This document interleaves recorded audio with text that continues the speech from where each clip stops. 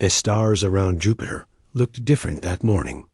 Commander Danny Price rubbed his tired eyes and looked at the screen again. The dots were still there, moving in perfect formation toward the inner solar system. "Sir, we have 47. Ships approaching from the outer edge," said his communications officer, Lieutenant Tony Clark. "They're big, sir, really big." Danny stood up from his captain's chair aboard the Earth vessel Defiant. He had been patrolling the outer planets for 3 years, watching for exactly this moment. Earth scientists had been picking up strange signals from deep space for months. Now they knew what those signals meant. "How big are we talking about?" Danny asked. Tony checked his instruments again. "The largest one is about 2 miles long." "Sir, the smallest ones are still bigger than our biggest ships." Danny felt his stomach drop. The Defiant was a good ship, but it was only 300 feet long. These alien vessels were massive beyond anything humans had ever built. "Send a message to Earth Command," Danny ordered. "Tell them the visitors have arrived." Light years away, on a command bridge that gleamed with purple metal and strange lights, Fleet Commander Colfax reviewed the data about the small planet ahead. His 4 arms moved gracefully over the control panels as he studied the information his scouts had gathered. "This will be easy," he said to his second-in-command. "The creatures on this world have barely learned to leave their planet. Their ships are tiny. Their weapons are primitive." Colfax had conquered 43 worlds for the Vrexian Dominion.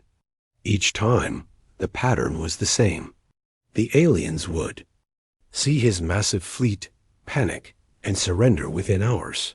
Sometimes they would try to fight, but their weapons could not even scratch his ship's shields. "Shall the first prepare the standard surrender demand?" asked his aide. "Yes," Colfax replied. "Give them 12 hours to submit." That should be more than enough time for them to realize they have no choice. Back on Earth, Lieutenant Colonel Amy Stone sat in the deep space monitoring station called Horizon. Her screens showed the alien fleet moving steadily toward Earth. She had been tracking them for 6 hours now, and the numbers were not good. "How many ships did you count?" asked her assistant, Sergeant Mike Davis. 47 confirmed contacts," Amy replied. "The computer estimates their total firepower at about 50 times our entire fleet combined." Mike whistled softly. "That's not good odds." "No, it's not," Amy agreed. She opened a secure communication channel to Earth's military headquarters. "This is Horizon Station calling Admiral Walsh. We have a problem." Admiral Kate Walsh received the call while she was reviewing Earth's defense plans in her office at Earth Command. She had been expecting this day for years, but she still felt her heart race when the message came through. "Admiral, we have 47 alien ships approaching Earth." Amy's voice crackled through the speaker. "They're massive, and they're heading straight for us." Kate closed her eyes for a moment. She had spent the last 5 years preparing for this possibility. Earth's military leaders knew that humans were not alone in the universe. They had been getting ready for first contact, hoping it would be peaceful, but preparing for the worst. "How long do we have?" Kate asked. "At their current speed, about 18 hours until they reach Earth orbit," Amy replied. Kate opened her secure files and began sending messages to military bases around the world. "Alert all commands. Operation Slingshot is now active. I repeat, Operation Slingshot is now active." On Mars, Dr. Ben Carter was working late in his laboratory when the emergency signal came through. He was Earth's leading expert on alien technology, even though he had never actually seen any real alien technology before. He had spent years studying the strange signals from space, trying to understand what they meant. "Ben, we need you at the main communications center right away," said his assistant, Dr. Lara Kim. "The aliens are here, and they're trying to talk to us." Ben grabbed his equipment and rushed to the communications center. When he arrived, He found a room full of scientists and military officers, all staring at a large screen. Strange symbols were scrolling across the display, accompanied by sounds that no human throat could make. "What are they saying?" asked Colonel Jim Martinez, the base commander. Ben studied the patterns for several minutes. "I think it's a message of some kind. The patterns repeat every few minutes, like they're broadcasting the same thing over and over." "Can you translate it?" Jim asked. Ben worked frantically with his computers for an hour. Finally, he looked up with a worried expression. "I think I've got it. They're demanding our surrender. They want us to give up completely, or they'll destroy every city on Earth." The room fell silent. Everyone understood what this meant. The aliens were not here to make friends. They were here to conquer. Back on the Defiant, Danny received new orders from Earth Command. He was to attempt diplomatic contact with the alien fleet. The message was simple. Try to talk to them, but don't make any promises. Open a channel to the lead ship, Danny ordered. The main screen flickered and then showed the bridge of the alien vessel. Commander Colfax appeared on the screen, his forearms spread wide and his strange triangular head tilted slightly. "I am Fleet Commander Colfax of the Vrexian Dominion," the alien said in perfect English. "Your species will surrender immediately or face complete destruction. You have 12 hours to decide." Danny tried to keep his voice steady. "I'm Commander Danny Price of the Earth vessel Defiant. We're willing to talk about this." Colfax made a sound that might have been laughter. "There is nothing to discuss. Your ships are toys. Your weapons are useless. Your planet will become part of our empire, and your people will serve us. This is how it has always been." "How many worlds have you conquered?" Danny asked. 43, Colfax replied proudly. "Each one surrendered when they saw our power. You will do the same." Danny looked at his crew. They were all young people from Earth, men and women who had joined the space service to explore the stars.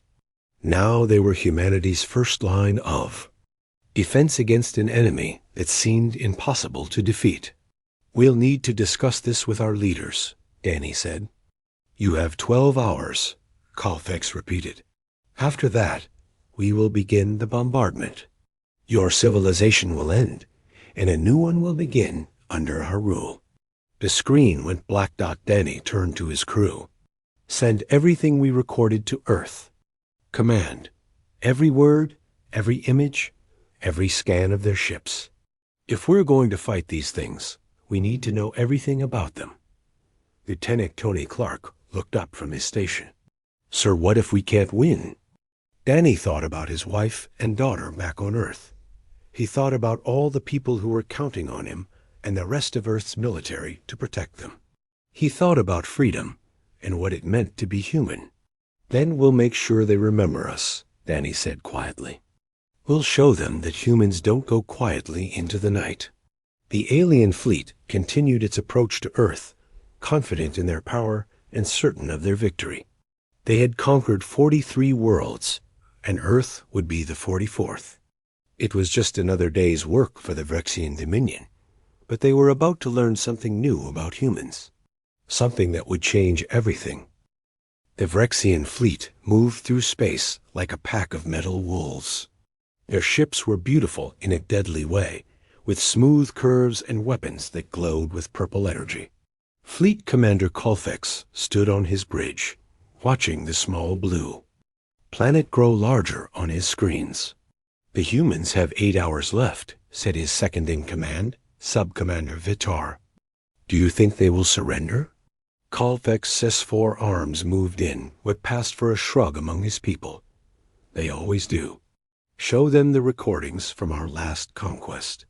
On Earth, leaders from every nation gathered in the emergency command center deep beneath the Rocky Mountains. President Sarah Johnson sat at the head of the table, her face grim as she watched the alien ships approach. "What are our options?" she asked Admiral Kate Walsh. Kate looked at the military leaders around the table. Honestly, ma'am, if we fight them ship to ship, we'll lose in about 10 minutes. Their technology centuries ahead of ours. So we surrender? Asked General Robert Hayes. No, Kate said firmly. We fight, but we fight smart. She activated the main display, showing a map of the solar system. Operation Slingshot has been in development for 5 years. We always knew this day might come. We've been preparing. Captain. Sam Rodriguez sat in the pilot's seat of the diplomatic vessel Messenger. His ship was small and unarmed, painted white with peace symbols visible on every side. His mission was to buy time, not to fight. Are you sure about this, sir? Asked his co-pilot, Lieutenant Beth Turner. Those alien ships could destroy us without even noticing. Sam checked his instruments one more time. That's exactly what we're counting on. They think we're harmless. Beside him sat Helen Brooks, Earth's most experienced negotiator. She had handled peace talks between nations, trade disputes, and hostage situations.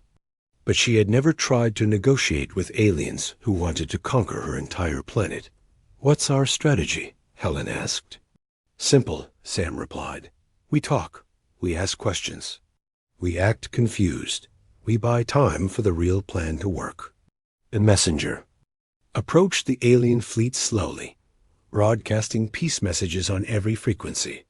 The massive Rexian ships could have destroyed the little vessel with a single shot, but they held their fire. Even conquerors had rules about diplomatic ships. Meanwhile, Major Jack Coleman was leading the most important mission of his life. His team consisted of 12 men and women who had been training in secret for 3 years. They were not soldiers, in the traditional sense. They were engineers, construction workers, and mechanics who had learned to think like warriors. Remember, Jack told his team as they prepared their modified cargo ships, we're not here to fight fair. We're here to win. His team included people like Maria Santos, a former oil rig worker who could handle explosives in zero gravity.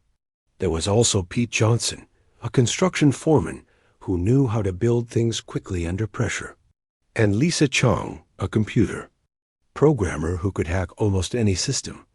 Their ships looked like ordinary cargo haulers, the kind that carried supplies between Earth and the outer planets every day.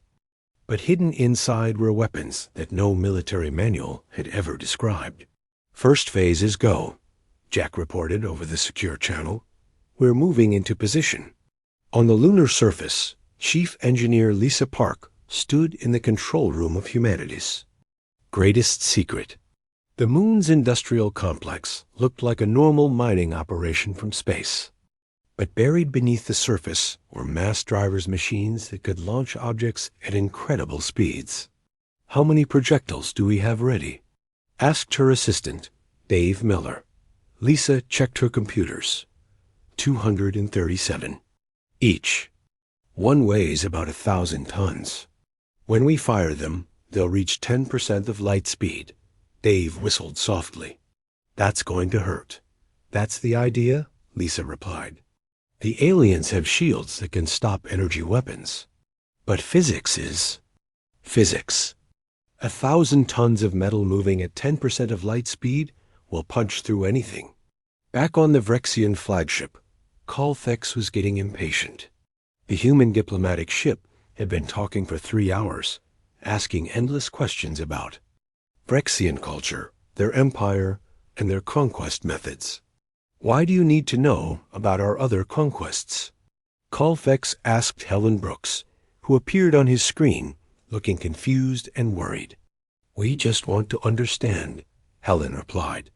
This is the first time we've met aliens. We don't know how these things work.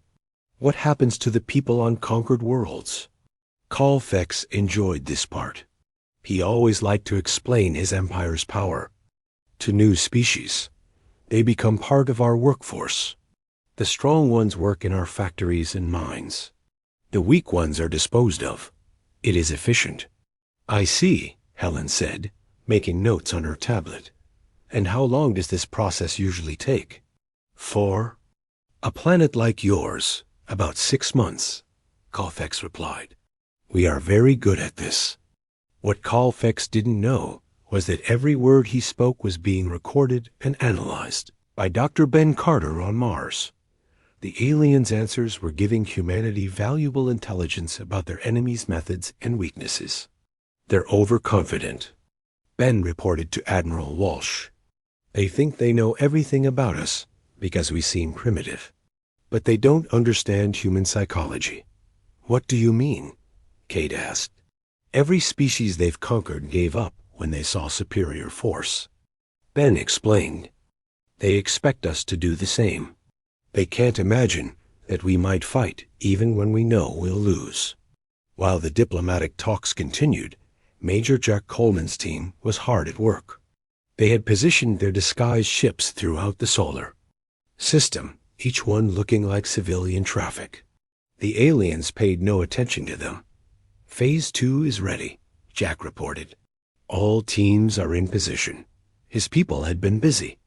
Maria Santos had planted special charges on several large asteroids, turning them into massive bombs. Pete Johnson had modified construction equipment to work as boarding pods. Lisa Chong had hacked into every satellite and space station between Earth and Jupiter. "Remember," Jack told his team, "when this starts, it's going to be chaos. Stick to the plan, but be ready to improvise. That's what humans do best." Sergeant Kate Miller was leading a very different kind of team. Her squad consisted of former Special Forces soldiers who had been training for zero-gravity combat. They were getting ready for the most dangerous mission of all boarding the alien ships. "These suits are untested," warned her technical specialist, Corporal Andy Ross. "We don't know how they'll hold up against alien weapons." Kate checked her equipment one more time. "They don't have to hold up for long. We just need to get inside their ships and cause as much damage as possible." Her team of 20 soldiers was armed with weapons that looked primitive compared to alien technology. But they had something the aliens didn't expect: the willingness to sacrifice everything for their world. As the diplomatic talks dragged on, the alien fleet moved closer to Earth. They were now inside the orbit of Mars, and their weapons were charging for the final assault. "Time is running out," Helen Rooks told Sam Rodriguez as they continued their performance. "I know," Sam replied. "But every minute we buy is another minute for the real plan to work." On the Vrexian flagship, Colfax was getting tired of the human questions. "Enough talk," he announced. "You have 2 hours to surrender, or we begin." The bombardment. The screen went black. Sam looked at Helen. "Well, that's that. Time to see if humanity's secret weapon works." "What secret weapon?" Helen asked. Sam smiled grimly. "The fact that we're too stupid to know when we're beaten." All across the solar system, hidden ships and weapons began to move. The aliens had been expecting another easy conquest. Instead, they were about to learn that humans were different from every other species they had encountered. The trap was set. The die was cast. And humanity was about to show the galaxy what happened when you threatened Earth. The 2 hours passed like minutes. Fleet Commander Colfax stood on his bridge, watching the countdown timer reach 0. The humans had not surrendered. They never did, really. Every species tried to resist at first. "Begin the demonstration," Colfax ordered. "Destroy their orbital stations. Show them what happens to those who refuse the Dominion." The massive Vrexian ships turned their weapons toward Earth's space stations. Purple energy beams lanced out, striking 3 orbital platforms. The explosions were visible from Earth's surface, bright flashes that lit up the night sky. "That should convince them," said Sub-Commander Veltar. But something was wrong. Instead of messages of surrender, the Vrexians began receiving scattered communications from human ships throughout the solar system. The humans were not begging for mercy. They were talking to each other in code. "Sir," reported the communications. "Officer, the humans are coordinating something." Their chatter has increased by 300%. Colfax frowned. What could they possibly be planning? Their weapons cannot even scratch our shields. He was about to find out. Captain Sam Rodriguez sat in the pilot's seat of the Messenger, watching the alien weapon beams destroy the orbital stations. Good people had died in those explosions. Friends and colleagues who had been doing nothing but their jobs. That's it, Sam said quietly. Helen, it's time. Helen Brooks activated the ship's main communicator. This is the diplomatic vessel messenger to all human forces. The talks have failed. Repeat, the talks have failed. Execute Operation Slingshot immediately. Across the solar system, the message was received by dozens of seemingly civilian ships. Cargo haulers, mining vessels, research stations, and construction platforms all began to move at once. Major Jack Coleman heard the signal and smiled grimly. This is Hornet Leader to all Hornet units. The dance begins now. Remember, we don't fight fair. We fight to win. His modified cargo ship, the Wasp, was floating near one of the smaller Vrexian destroyers. To alien sensors, it looked like a harmless transport vessel. But hidden in its cargo bay were 50 tons of high explosives, and Maria Santos, who was very good at making things explode. Maria, you ready? Jack asked over the com. Born ready, Major, Maria replied. Give me 30 seconds. To get to the airlock. The Wasp suddenly accelerated toward the Vrexian destroyer. The alien crew had about 2 seconds to realize what was happening before the cargo ship smashed into their hull. The explosion that followed lit up space for thousands of miles. Hornet. Leader to all units, Jack reported. Ramming attacks are effective. Repeat, ramming attacks work. All across the solar system, other civilian ships began similar attacks. Pete Johnson's construction vessel rammed into an alien cruiser, its modified hull bursting open to release a cloud of metal debris that shredded the alien ship's engines. Lisa Chong's computer-controlled cargo hauler flew itself into another destroyer, its computer virus spreading through the alien systems before the impact. On the Vrexian flagship, alarm bells were ringing. Sir, we're under attack, reported the tactical officer. The human civilian ships are ramming our vessels. Colfax stared at the tactical display in disbelief. They're destroying their own ships to damage ours. This is madness. Sir, we've lost 4 destroyers and 2 cruisers, the tactical officer continued. The humans are using their cargo ships as weapons. This had never happened before. In 43 previous conquests, no species had ever used suicide attacks. The very idea was unthinkable to civilized beings. All ships, focus fire on the human. Vessels, Colfax ordered. Destroy them all. But the human ships were small and fast, and they were coming from all directions. The Vrexian weapons were designed to fight other warships, not swarms of cargo haulers and mining vessels. On the lunar surface, Chief Engineer Lisa Park received the signal she had been waiting for. All mass drivers, prepare to fire. Target, the alien capital ships. Dave Miller checked his instruments. Ma'am, we're going to fire all our ammunition in one salvo. After this, we'll be out of projectiles. Then we better make it count, Lisa replied. All stations fire when ready. The lunar mass drivers had been disguised as mining equipment for 3 years, but they were actually the most powerful weapons humanity had ever built. When they fired, they launched 1,000-ton chunks of metal at 10% of light speed. The projectiles were invisible to most sensors, just pieces of iron and nickel flying through space. But when they hit the Vrexian ships, they punched through. The alien shields like bullets through paper. 3 alien battleships exploded in sequence as the projectiles tore through their hulls. The impacts were so violent that the explosions could be seen from Earth. Direct hits on 3 capital ships, Lisa reported. They're gone. Colfax watched his fleet being torn apart by weapons that shouldn't exist. How are they doing this? Our shields should stop everything. Sir, his science officer reported, they're using kinetic weapons, simple projectiles moving at extremely high speeds. Our shields are designed to stop energy weapons and missiles, not solid objects moving at relativistic speeds. Then adjust. The shields, Colfax ordered. Sir, it will take hours to reconfigure the shield systems. We don't have hours. The fleet commander was beginning to understand that this was not going to be like his previous conquests. The humans were fighting with weapons and tactics that no civilized species would use. Captain Sam Rodriguez piloted the messenger toward the alien flagship.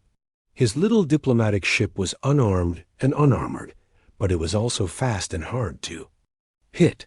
Sam, what are you doing? Helen Brooks asked. Something stupid, Sam replied. Hold on. He activated the ship's ramming speed and aimed directly at the Vrexian flagship's bridge. The alien ship was huge, but Sam knew exactly where to hit it. The messenger struck the flagship's command section at full speed. The little ship was destroyed instantly, but the impact damaged the alien vessel's main control systems. On the bridge, Colfax picked himself up from the floor. Half his control panels were dead, and emergency lights were flashing everywhere. Sir, we've lost main navigation and weapons control, reported his tactical officer. The human ship hit us right in the command center. A diplomatic vessel just rammed us, Colfax said in disbelief. They used a ship carrying negotiators as a weapon. This was beyond his understanding. In all his experience, diplomats were protected. They were neutral. They never participated in combat. But these were humans, and humans didn't follow the rules that other species lived by. Sergeant Kate Miller and her team were approaching another alien cruiser in their modified boarding pods. The pods looked like construction equipment, but they were actually designed to cut through spaceship hulls. Remember, Kate told her team, we're not here to capture the ship. We're here to cause maximum damage and get out. Her pod cut through the alien hull like a hot knife through butter. The 20 soldiers inside were wearing armor that looked primitive compared to alien technology, but they were carrying weapons that were designed for one purpose: destroying alien ships from the inside. The Vrexians had never faced borders before. Their ships were designed to fight other ships, not to repel boarding parties. Kate's team moved through the alien vessel like wolves through a flock of sheep. Plant the charges and get out, Kate ordered. We have 5 minutes before this ship explodes. Her soldiers worked quickly, placing explosives throughout the alien ship's vital systems. The Vrexians tried to stop them, but they were not prepared for close combat with humans who had nothing to lose. The boarding party escaped, just as their charges detonated. The alien cruiser broke apart in a series of explosions that lit up the darkness of space. Boarding successful, Kate reported. The target is destroyed. Similar boarding actions were taking place throughout the alien fleet. Human soldiers were cutting their way into alien ships, causing damage that was impossible to repair quickly. Fleet Commander Colfax realized that his fleet was being defeated by creatures who should have been easy prey. His ships were being destroyed by cargo haulers, mining equipment, and construction vehicles. His crews were being killed by boarding parties using primitive weapons. Sir, his communications officer reported, we're receiving a transmission from the human forces. Put it through. Colfax ordered. Commander Danny Price appeared on the screen. He was standing on the bridge of what looked like a human warship, but Colfax could see that it was actually a captured Vrexian vessel. Fleet Commander, Danny said calmly. I'm Commander Danny Price of the Earth Defense Force. I'm calling to inform you that your ship, the Void Render, is now under human control. Colfax looked around his bridge in confusion. That's impossible. This ship has not been captured. Check your engine room, Danny suggested. Colfax sent a security team to check. They found human soldiers in the engine room, standing guard, over explosive charges that were attached to the ship's power core.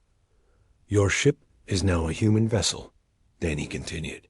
You can surrender, or we can blow it up with everyone aboard. Your choice. For the first time in his career, Fleet Commander Colfax faced a decision he had never had to make before. He could surrender to a primitive species, or he could die fighting them. Neither option had ever been in his plans. Fleet Commander Colfax stared at the human on his screen. In 300 years of conquest, no primitive species had ever captured one of his ships. Yet somehow, these humans had taken control of his flagship. You're bluffing, Colfax said. Your people cannot operate our technology. Danny Price smiled. Would you like to test that theory? Lisa, show him what we can do. The lights on the Vrexian bridge flickered and then changed color. The alien computers began displaying messages in perfect English. Even the artificial gravity shifted slightly, just enough to make everyone uncomfortable. Your ship's computer. Systems are now under human control, Danny explained. We've had 3 hours to study your technology while you were busy being shot at. Turns out, your computers are actually simpler than ours. You guys never had to deal with computer viruses. Or hackers. Dr. Ben Carter had been right. The alien technology was advanced, but not sophisticated. The Vrexians had never faced an enemy that could turn their own systems against them. This is Dr. Lisa Chong speaking, came a voice over the ship's communication system. I'm currently in your main computer core. Your entire network is compromised. Would you like me to demonstrate? Every screen on the bridge began showing video from Earth. Images of human cities, families, children playing in parks. Then the images changed to show the orbital stations that had been destroyed, the people who had died in the alien attack. You killed our people, Lisa's voice continued. Now you get to see what happens when you make humans angry. Admiral Kate Walsh watched the battle from her command. Center on Earth, the tactical display showed the alien fleet being torn apart by weapons that should not have worked. Cargo ships ramming capital vessels. Mining equipment destroying cruisers. Construction tools turned into weapons of war. Ma'am, reported her aide, Captain Rick Thompson, we've destroyed or captured 23 alien vessels. The remaining ships are trying to withdraw. Kate nodded grimly. Don't let them escape. They came here to conquer us. They need to understand it was a mistake. She opened a channel to all human forces. This is Admiral Walsh to all units.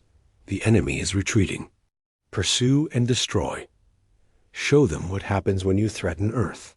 Major. Rick Johnson was commanding the defense of the outer planets when the order came through.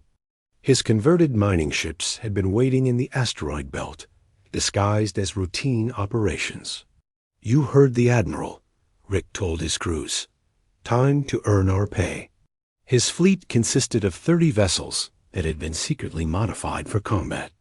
They looked like civilian ships, but they were armed with nuclear weapons and guided by computers that could think faster than any alien crew. The retreating Vrexian ships ran straight into Rick's trap. The alien vessels were damaged, and their crews were confused. They had never faced an enemy that used their own civilian infrastructure as weapons. Target their engines, Rick ordered. We want them alive to tell their friends what happened here. The nuclear-armed mining ships attacked the alien fleet like a pack of wolves. The Vrexians tried to fight back, but their ships were crippled, and their crews were demoralized. Captain Susan Bell was leading a squadron of atmospheric fighters that had been modified for space combat. Her pilots were former Air Force veterans who had volunteered for the most dangerous mission of their lives. Remember, Susan told her squadron, we're not trying to win a fair fight. We're trying to win any fight. Her fighters were small and fast, armed with weapons that looked primitive compared to alien technology. But they were piloted by humans who understood that sometimes you had to be willing to die to protect what you loved. The squadron dove into the alien formation, like eagles attacking a flock of geese. The Vrexian ships were huge and powerful, but they were not designed to fight small, fast targets that could change direction in an instant. Fox leader to all Fox units, Susan reported. The aliens can't track us. Their computers are too slow. Press the attack. Her fighters swarmed over the alien ships, striking at weapon systems and engine ports. Each attack did relatively little damage, but there were dozens of fighters, and they never stopped moving. The aliens tried to swat them like flies, but the human pilots were too skilled and too determined. For every fighter that was destroyed, 2 more took its place. On the captured Vrexian flagship, Commander Danny Price was learning how to operate alien technology. It was surprisingly easy once you understood the basic principles. These ships are designed for intimidation, Danny explained to his crew. They're big and impressive, but they're not actually very efficient. Look at this. He showed them the alien weapon systems. They put all their energy into making big, showy attacks. Our weapons might be smaller, but they're more accurate, and they reload faster.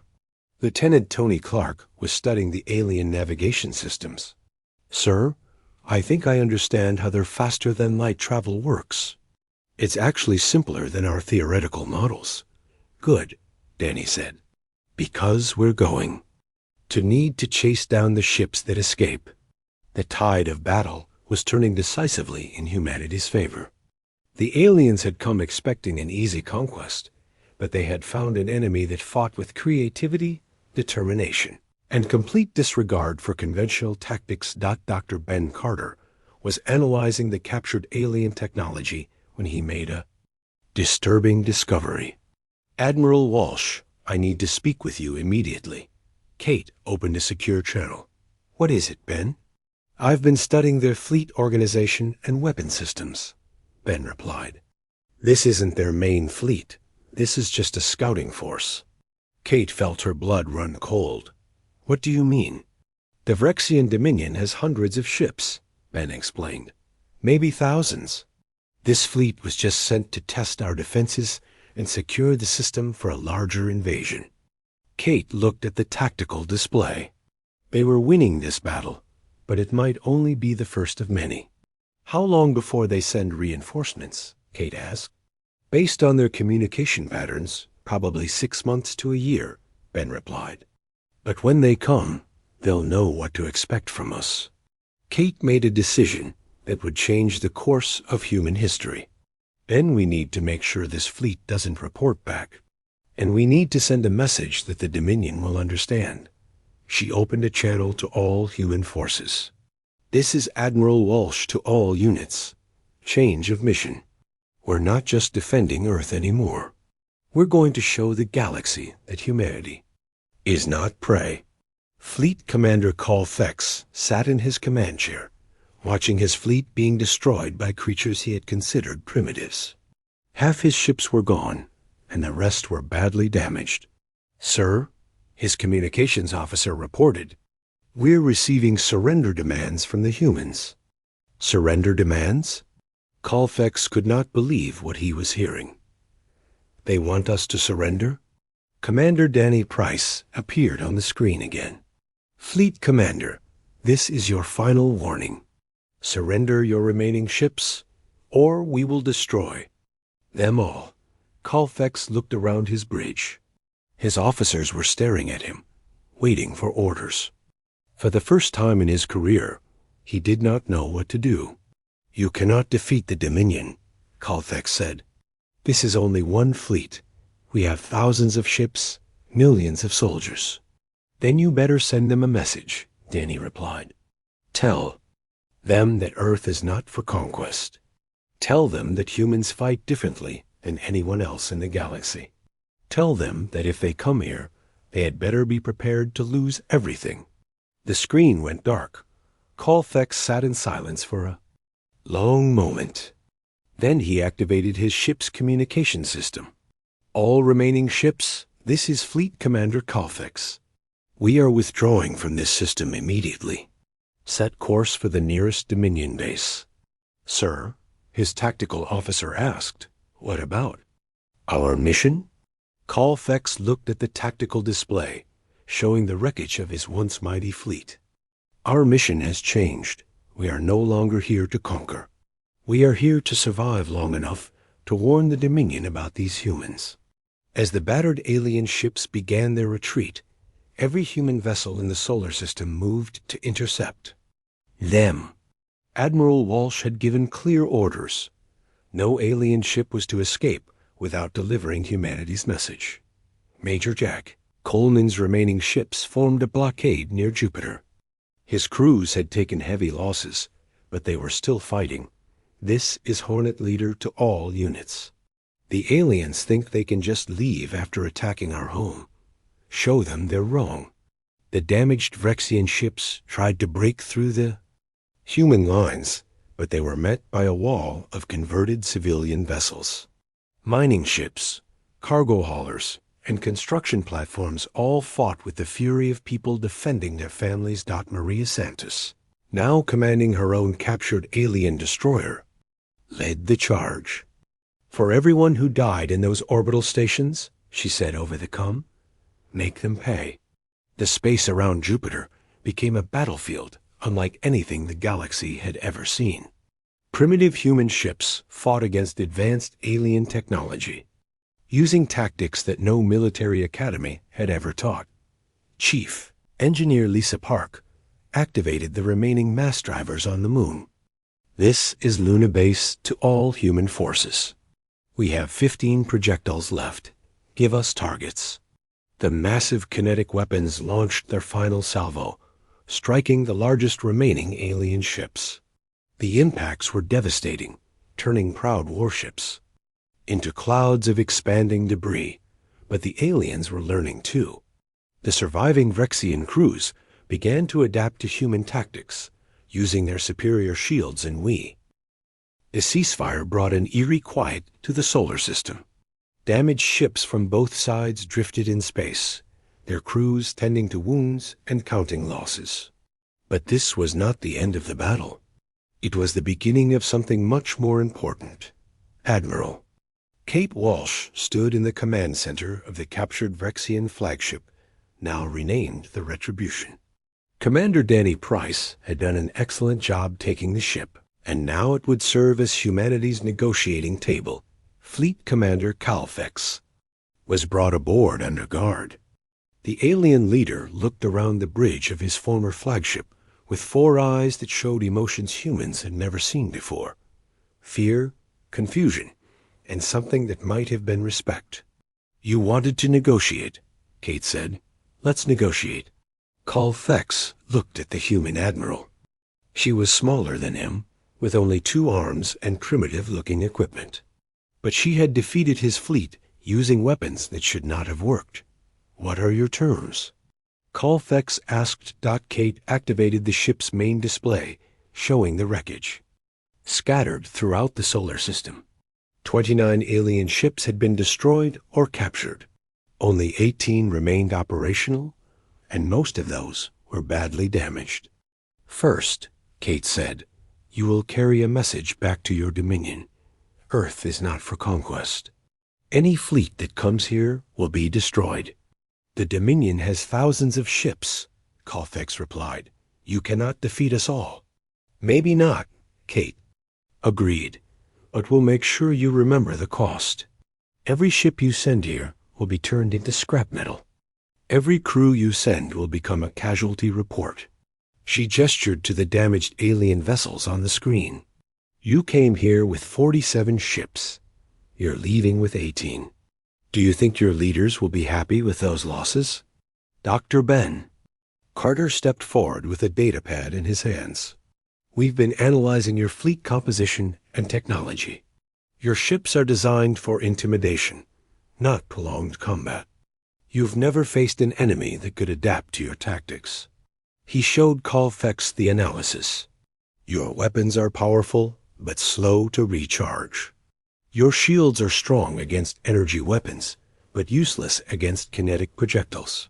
Your ships are big but not maneuverable. You've been fighting civilized enemies who follow predictable military doctrines. But humans don't fight like that, Ben continued. We use civilian ships as weapons.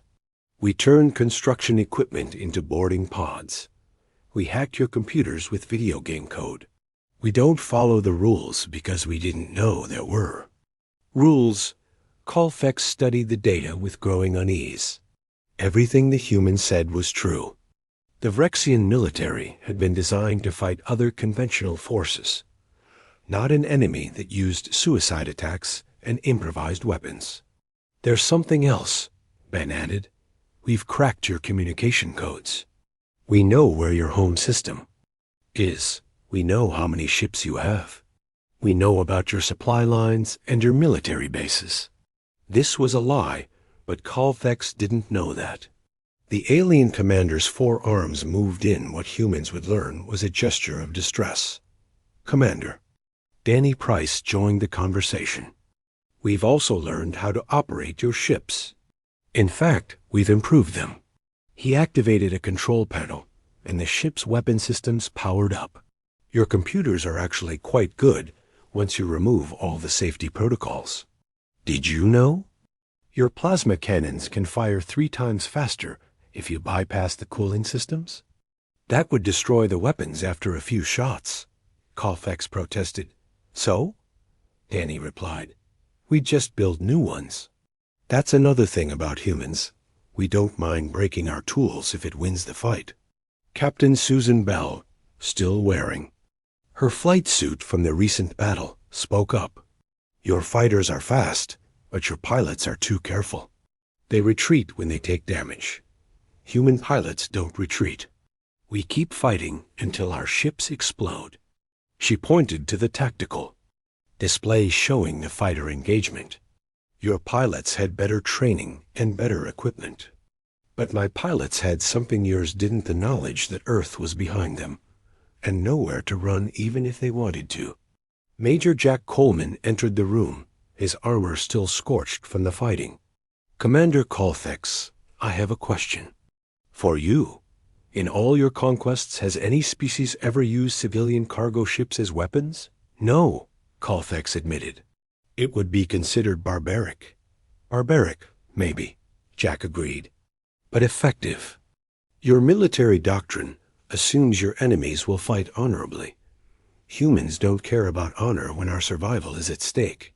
We care about winning. Admiral Walsh stepped forward again. Here's what's going to happen. You're going to take your remaining ships and go home. You're going to tell your Dominion that Earth is off limits. And you're going to make sure they understand why. She activated a recording system.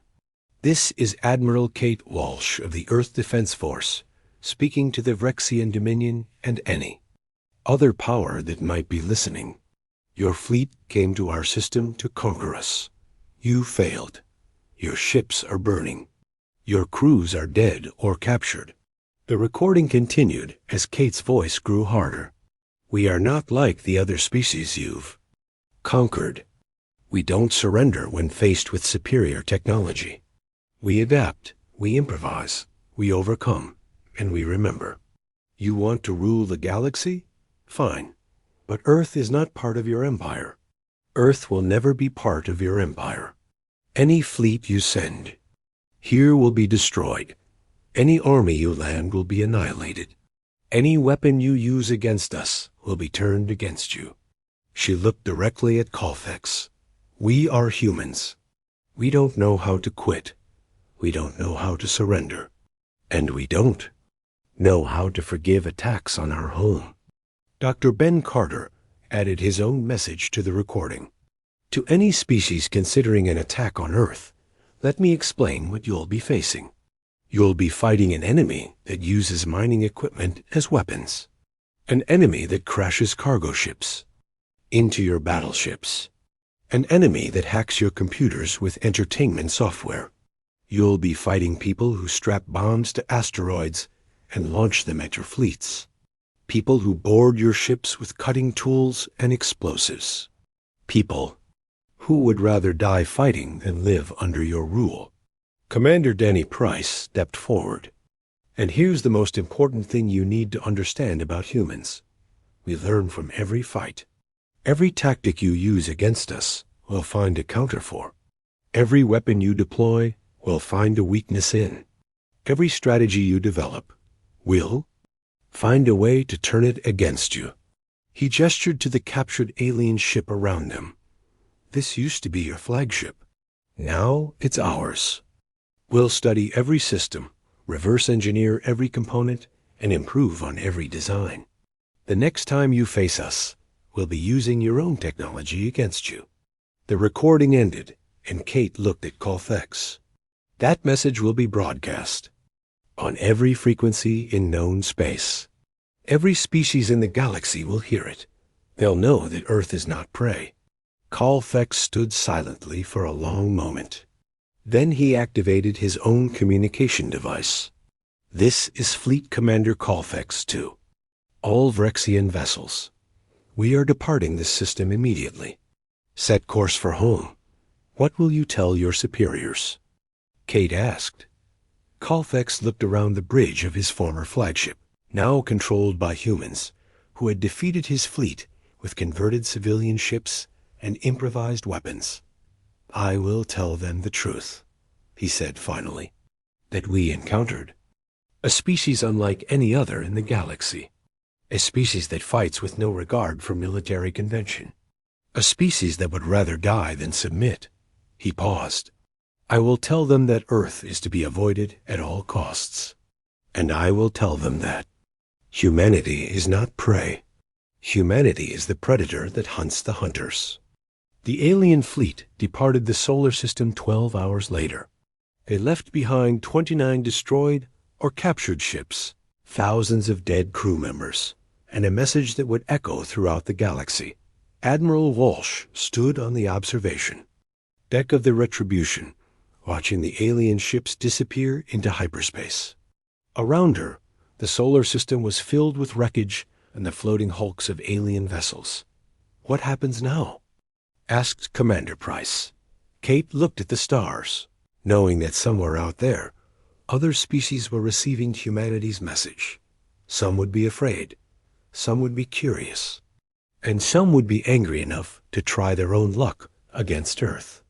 Now we get ready for the next fleet, Kate said, because they will come. Maybe not the Vrexians, but someone will try us. And when they do, we'll be ready. Dr. Ben Carter joined them on the observation deck. I've been analyzing the alien technology. We can improve our defenses significantly using what we've learned. Good, Kate replied. But remember, our real weapon isn't technology. It's the fact that we're human. We don't fight like anyone else in the galaxy. Major Jack Coleman entered with a damage report. We lost 40% of our fleet, but we captured or destroyed 62% of theirs. Not bad for a primitive species. Captain Susan Bell laughed.